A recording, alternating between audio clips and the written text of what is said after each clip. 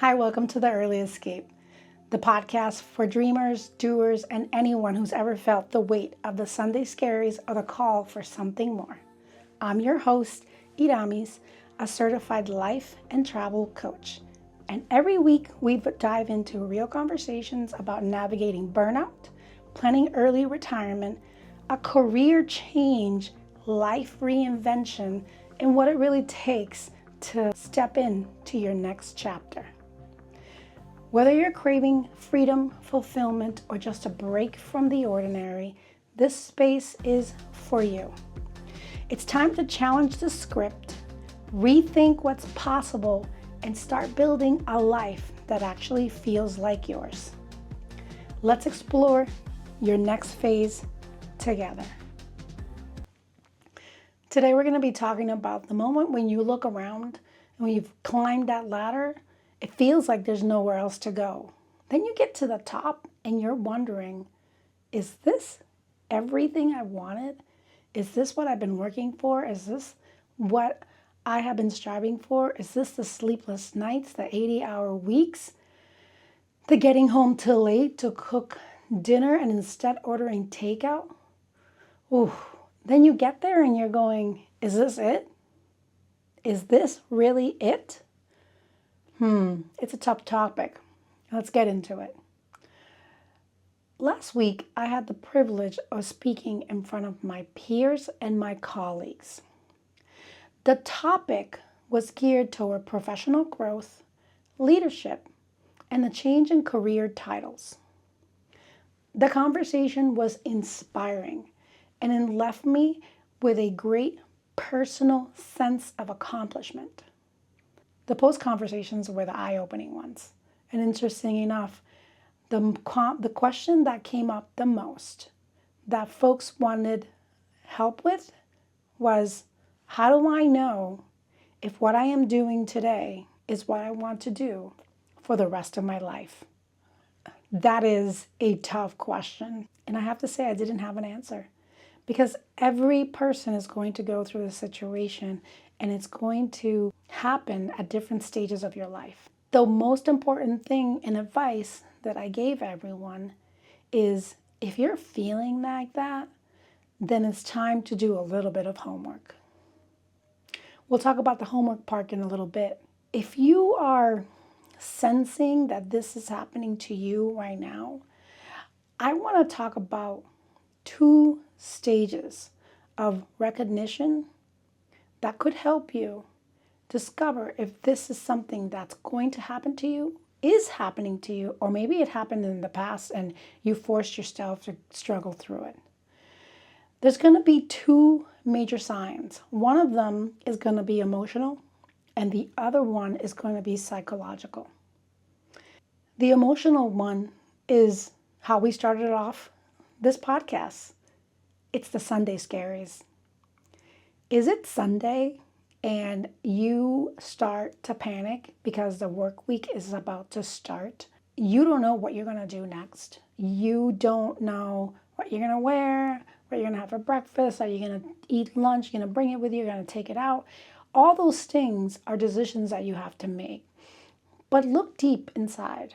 Is what really worrying you the fact that you have to come into the office? Whether you come into the office every day or you're hybrid, it doesn't really matter. The question is Sunday night one of the toughest nights of the weekend? Only because you know you have to go to work on Monday. The other thing that's emotional is the burnout.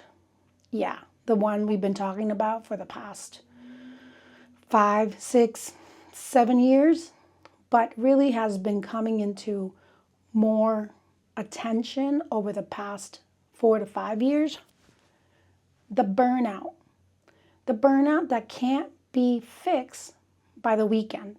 The burnout that can't be fixed by taking a vacation day or by taking some PTO. The burnout that can't even be fixed after a 2-week vacation. Was that wine that you were drinking last night? Was that helping you? I don't know. This is the burnout that no amount of margaritas is going to cure. If you're feeling like that, raise your hand and comment below. Then we have the feeling of being disengaged at work. That one is a tough one because sometimes we kind of sweep that under the rug and we say, oh, well, I'm just having a bad day today. Are you having a bad day? Or is this something you've been feeling for a while? Do you have a numb feeling? Like you don't really care what's happening? If someone says something to you, is it to the point that you kind of just brush it off and say, why do I care what this person thinks? You don't care what people think because you don't care what it is that you're doing. You don't care what your task is. You don't care about the job. You don't care about pretty much anything related to logging into this laptop or going into work. It's just a numb feeling. And you're going through the motions and you're thinking, is it 5 o'clock yet? Is it 6 o'clock yet? Then comes the feeling that I think personally is the worst because this tells me you're going to have to do a lot of homework. Jealousy. You're jealous. Somebody else gets a different job, you're jealous. You're not happy for them. If somebody else moves on and decides to change the career, you're jealous. You are still not happy for them. Why? Because you are stuck and you don't know how to change the script. Those are the emotional reasons why I think it's time that you start doing some of that homework. Let's get into the psychological signs. Loss of motivation and purpose. This is not just at work. This is in your personal life too. When you look around and you're seeing whatever tasks it is that you're doing, do you still feel like you want to do this task? Do you have purpose? Is there growth in your future? Do you want to mentor others? Do you want to be the leader that everyone comes to and is excited to talk to and tells them new ideas? Are you the one person that people come and talk to because they know that you're going to have an open mind, that you're going to want to try something different?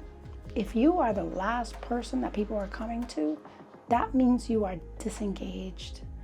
That means that you have lost motivation to change, to explore. That means that you have lost your purpose. Then, of course, there's the questioning of your identity and your value. I think that this one is one of the biggest telltales because one of the things that I always talk about is your career does not identify who you are. And you can do other things. You can go to different paths and you shouldn't feel like you're being stuck and pigeonholed into the one thing. Are you feeling like that? Are you feeling like this, the values that this position, that what you're doing, that your identity are connected? And if you stop doing what you're doing, you don't know where you are? That's the psychological part. The final psychological part is what I call lifestyle creep and what that has done to your mind. The more successful we are, the more money we have, the bigger title we have, also comes with the bigger house, the more expensive car, the potential getting of a second home, the addition of a pool in your house. Oh man, all those things come with one thing, responsibility. Responsibility for financial need. That means that you're going to have to keep working, or at least find a job that's going to pay you the same amount so you can keep up with that lifestyle. Lifestyle creep happens to all of us. Don't kick yourself too much because it's happened to every single one of us. We get lost in the moment and we want to buy something cool and fancy and bigger to make ourselves feel good. Because of course, I'm going to treat myself because I deserve it because I work so hard. What happens with that is, though, it continues, it creeps. That's why we call it a creep. It slowly creeps over time and you don't know what to do to get out of it. Don't stress yourself over all these feelings and emotional and psychological too much. It happens to all of us. You're not the only one. You are not alone. I want you to take a deep breath. Close your eyes. Take another deep breath and really understand where you are right now.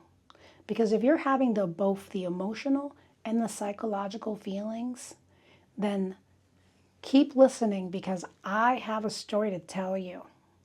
Not only have I felt like this, I felt like this several times in my life. And I'm going to talk about one of the ones that stands out the most, because it happened to me and I discovered that it was happening to me in the strangest way. Back in 2016, I hiked down the Bright Angel Trail, 10 miles at 120 degrees to reach to Colorado.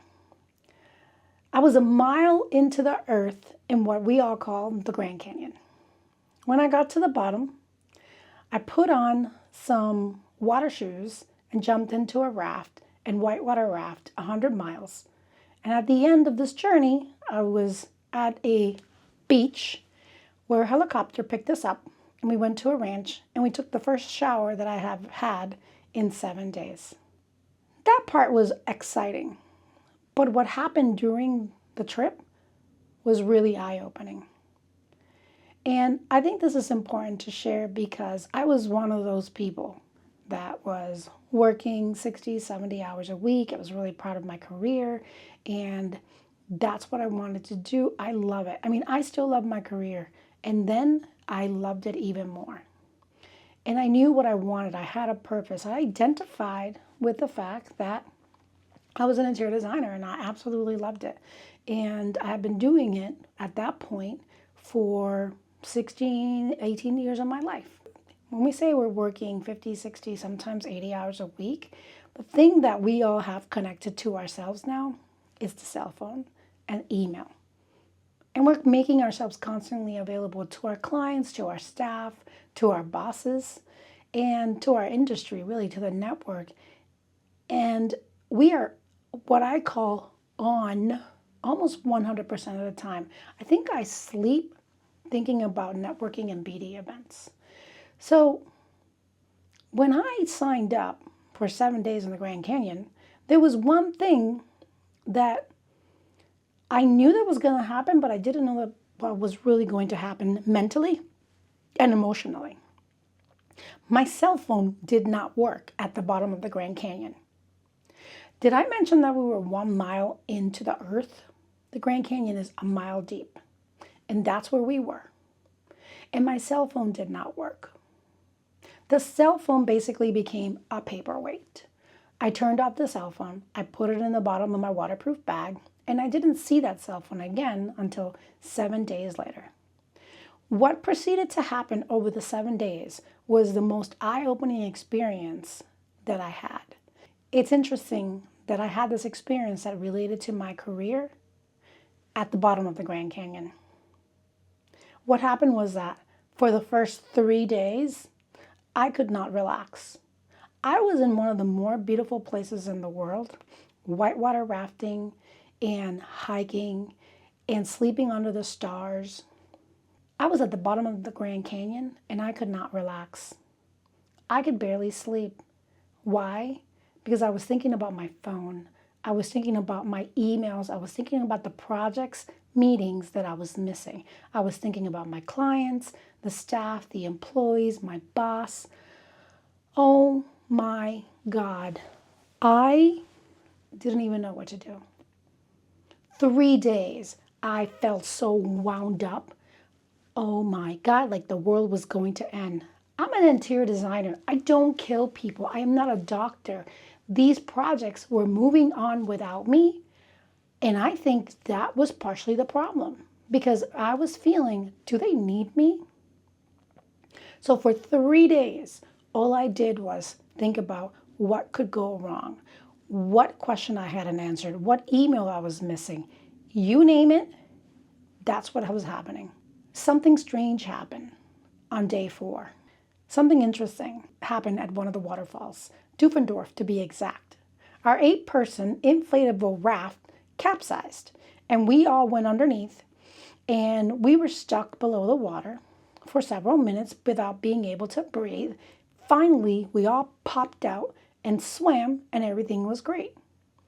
It was at that moment that I thought, oh my God, why am I worried about work? Half of us almost drowned, and I'm worried about work?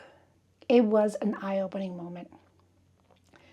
Day 4 on the bottom of the Grand Canyon while rafting the Colorado River was the day that I knew that I had to change my mindset, because I was not that important and my job was not that important.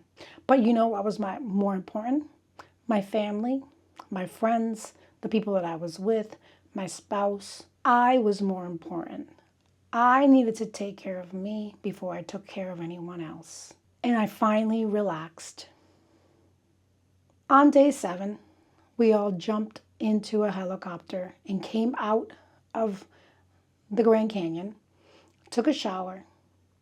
A few hours later, I happened to be close to Las Vegas. We stopped in at a restaurant and had some food. I'm sitting at the bar, and the noise from this restaurant was so overwhelming. You have to understand that there is no noise at the bottom of the Grand Canyon. There is no anything at the bottom of the Grand Canyon other than the sound of the river and whatever wild animal goes by. There is no cars, no honking, no electronics. There is nothing. And when I was sitting at that bar and I heard the music, the chatter, the exchange of coins and bills and money and payment machines and the slot machines that were down the hallway and the cars and the honking and the trucks and motorcycles, I could not understand what I was feeling, and I started to cry. I just cried in the middle of the restaurant, and my poor husband's like, "Are you okay?" I said, "Yep, I just need a moment." I just sat there and cried for at least 5 minutes. And I sat there and cried for 5 minutes because I knew that slowly, very slowly, the same person that had gone into that canyon was going to return. And I knew that there was somehow, some way that I needed to stop it from happening. That's when I knew it was the time to change. To me, that story is a really powerful story, not just because it happened to me, it was because it was one of the first times that I acknowledged that I was not all right, that what I was doing was not all right, that how we treat work and how we make work part of our identity was not all right. And that was the last time that I ever let that feeling come to me. Today I share that story, not only for you, but also for me, because I want to remember how I felt. I don't want to let that feeling go away. It was one of the toughest things that I have ever felt. And to this day, keeping that feeling, keeping that memory of how it felt is still one of the hardest things that I do, because I don't want to forget. So I hope that me sharing that for you gives you an idea that you are not the only person that this is happening to, that there's others out there. And I want you to know that you're not alone. Before we understand how it is that we are going to be able to challenge ourselves to be different, to be able to change that script, we need to understand why it is that we still keep climbing that ladder. Why it is that we still want more, want money, want a bigger car, want a bigger house. Well, it's because that's what everyone tells you that you have to do, that there is this road that you have to follow. You graduate from university, you get a job, you work really hard, and you hustle. You do everything you can in that job so that you can continue to succeed, so that you can get your next title, so that you can get more money, so that you can get status. Because a title, money, equals status. We continue to climb that ladder because we have a fear in disappointing others. Because you don't want to disappoint your parents, your spouse, your friends, your children. That's why we keep climbing the ladder. I don't necessarily think we always climb it for ourselves. Then you gotta think about the sunk costs, the things that you're never gonna get back. The fact that you paid for a university, or maybe you got a master's, or maybe you've got a PhD, you're getting some additional certifications, an MBA. All those things were sunk cost. You wanted them, you needed them to elevate yourself in this career. And if you change your mind and you don't want to do whatever it is that you're doing now, Is that money that was wasted? No, it wasn't. You learned, you had experiences. And by the way, they're sunk costs because they're sunk costs. You're never going to get them back. I bet you didn't like hearing that. I didn't like hearing that either. But it's the truth. And of course, one of the final ones is self-pressure and self-productivity. You need to prove your self-worth by being able to be productive at your current career. Being able to be better than everyone else. Being able to strive to be the best at whatever it is that you're doing, even though you're unhappy. Wow. Those are the reasons why we all climb the ladder. If there are more, please leave them in the comments below. I'd love to hear your thoughts. So you have all the reasons. Now, let's talk about how we're going to change our mindset. How are we going to recalibrate whatever it is that we're thinking so that we can get past this stage?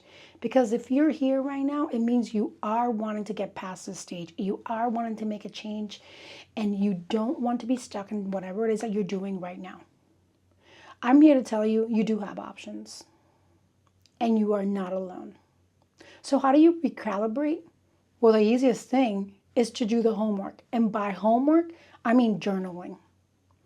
I know that you keep hearing others, and I've said it before, journaling is the best way to get the thoughts out of your mind. If you get these thoughts out of your mind, you will be able to process them differently. You have seen them written. You have seen those emotions that you wrote down written. You can read them and understand, try to understand what it is that you're trying to achieve. Get the thoughts out of your head. Otherwise, they are going to make you absolutely bananas. 2 questions that I think you should answer in that journal is, what is successful and what is the most successful thing about my role? The follow-up, what passion does my role bring to my life? The other question that I want you to ask is, does that role have activities that make me happy in my life? Or do all those activities that are part of that role, are those the ones that are making me unhappy? Write those questions down, start journaling them, be honest. You have to be honest for this to work. The other thing which you're doing right now is get career coaching. Maybe you need life coaching. Some of us might need therapy. Now, those are things that you need to discover for yourself and understand if this is going to be something that's going to make the change in your life. Coaching is one thing and therapy is another. Completely different, but both very effective. One of the other tools that I find really effective is taking time off for yourself. Could you take a mini break? Could you take a 2-week vacation? Could you take a sabbatical? And I ask you those things because when you do those, it's not to take care of others. It's purely to take care of yourself. So if you're going to take a long weekend, take it for yourself. Don't take it to take care of everyone else that's around you. Just do it for you, only for you. And if you're going to take a sabbatical, then take a sabbatical that's meaningful, that you're going to discover yourself. And that is the time to discover what other things you are great at, what other things make you happy, what things give you joy. Maybe you're not ready for life coaching or career coaching, but maybe you're ready to network. Reach out to your colleagues, your friends, your peers, and see what their thoughts are. There are many people out there in your network that are willing to help you. You just have to ask. Understand who you're talking to so you can keep these conversations confidential, and find the people that you really want to connect with and that they'll be able to help you. And in turn, you'll be able to help them at some point. I am always surprised about how many people feel the same way that you feel. And when we start voicing those thoughts, those emotions, the conversations become very deep, very fruitful, and you discover a lot of things about yourself and about others. And finally, don't be scared to experiment. Okay, I know you're already working 40 hours, maybe 60 hours, but could you potentially cut that down to 40 hours and then do 20 hours of something else that's bringing you passion? Me personally, this is what I do that brings passion in my life. It's helping you, coaching you, teaching people how to travel, teaching people how to explore their needs. Is there something that you have a passion for that you can do? You could still do your job, but now that leftover time, instead of sitting in front of the TV, binging Netflix one more time, go find something that brings you joy, that sparks a passion, because that something could be your next phase. It's incredible the things that we discover when we open ourselves for the possibilities and experimentation of things that you never did before. It's really scary to get all these thoughts down, to start reading them, to really understand them, to kind of dissect what it is that you're writing and really start seeing that passion that you're bringing to this journaling or to your conversation with your life coach or your therapist, your friends, your colleagues, whomever it is that you're speaking with. When you start looking at these, it becomes scary.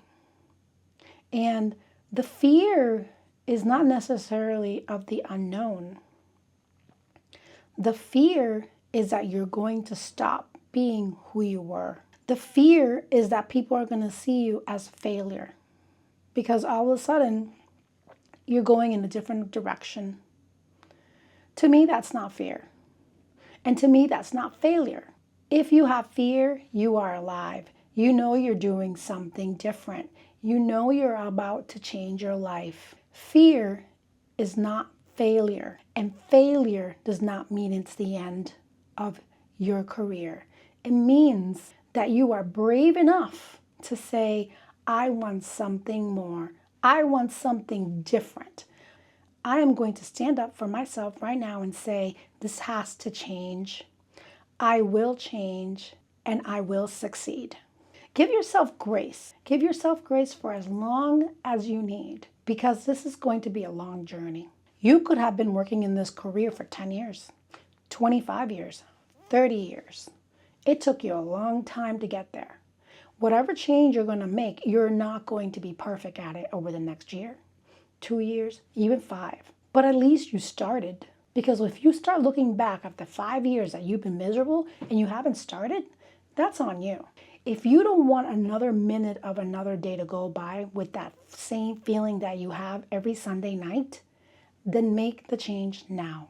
Be brave, but give yourself grace. Be empathetic to yourself. Empathy is one of the biggest things that we have, but also respect. Respect yourself. Respect that you're being brave. Respect that you're challenging yourself. Respect that you're looking for a new passion. You will get there, and we will all cheer. I hope this conversation was meaningful to you. And if you have any additional thoughts and comments, leave them below. I read all of them. I want to connect. This is a community for you.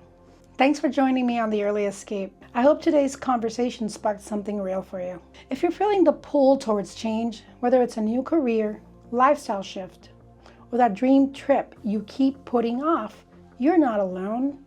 And you don't have to figure it out alone. I'm here. The rest of us are here.